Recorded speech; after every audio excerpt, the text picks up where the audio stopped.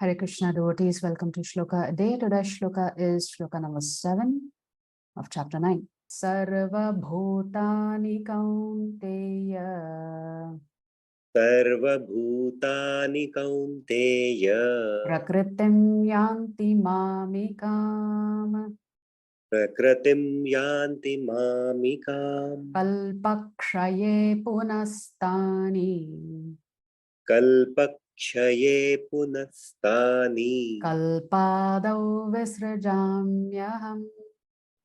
Kalpadau Visrajamyaham. Word for word meaning, translation and purport by His Divine Grace, A.C. Bhaktivedanta Swami Srila Prabhupada ki Jai. Sarva Bhutani, Sarva Bhutani, all created entities. all created entities. Kaunteya, Kaunteya, O son of Kunti. O son of Kunti. Prakritim, Prakritim, nature. nature. Yanti, Yanti, enter. enter. Mamikam, Mamikam, my. my. Kalpakshaye, Kalpakshaye, at the end of the millennium. at the end of the millennium. Punaha, Punaha, again. again. Tani, Tani, all those. all those. Kalpa Adau, Kalpa Adau, in the beginning of the millennium. in the beginning of the millennium. Visrajami, Visrajami, create. create. Aham, Aham, I. I. Translation, O son of Kunti, O son of Kunti, at the end of the millennium, at the end of the millennium, all material manifestations all material manifestations enter into my nature. enter into my nature.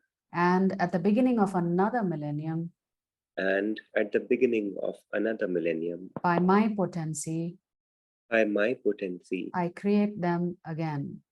I create them again. So you will recall that in chapter 8, the Lord has already talked about the cycle of creation, maintenance, and destruction. But in relation to Brahma's one day. But now the Lord is talking about the end of Brahma's life. So when the Lord says at the end of the millennium means it's the end of Lord Brahma's life. At that time, what happens?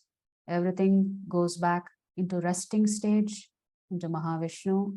And then at the beginning of another millennium, which is when the Lord is ready to create again, and there is a new Brahma, then my potency, the Lord says, all the Jivatmas who still have karmic reactions left to experience, they come back into the material world.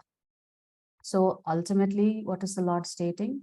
That his potency manifests in creation and dissolution. The creation, maintenance, and annihilation of this material cosmic manifestation are completely dependent on the supreme will of the personality of Godhead. At the end of the millennium means at the death of Brahma. Brahma lives for 100 years, and his one day is calculated at 4.3 billion of our earthly years.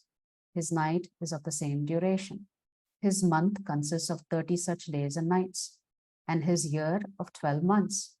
After 100 such years, when Brahma dies, the devastation or annihilation takes place.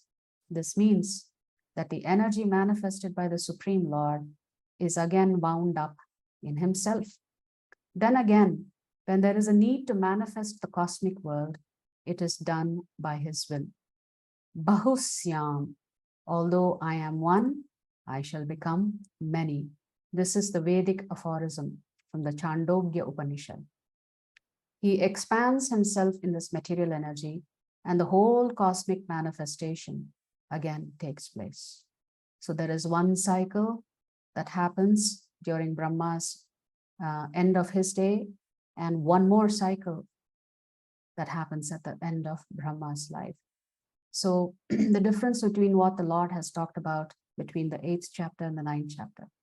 Now we said in the beginning that chapter 9 mirrors chapter 7 in terms of the trajectory and the focus of the chapters. But there are also similarities between some of the shlokas in chapter 8 and the shlokas in chapter 9.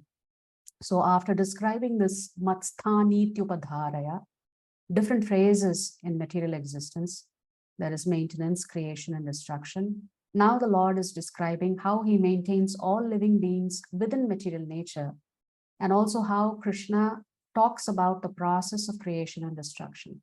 So if you go back to the 19th shloka of the 8th chapter, Bhutagramasya evayam bhutva bhutva praliyate ratriagame vashaf partha prabhavatyut aharagame.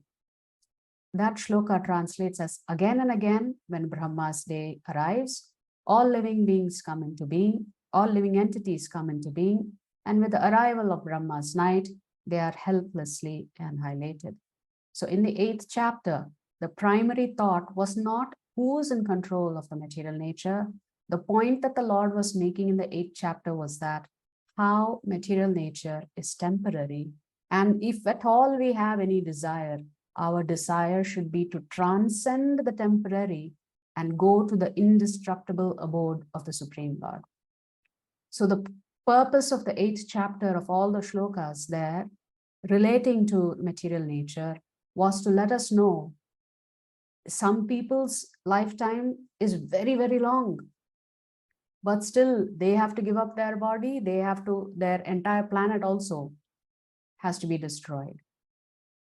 So the 8th chapter was not focused on understanding the Lord's role in Prakriti. The focus was more to help us understand that we need to look beyond the material world and aspire to enter the spiritual world, because in this 8th chapter, the Lord says, all of material cosmos is dukkhalayam ashashvatam.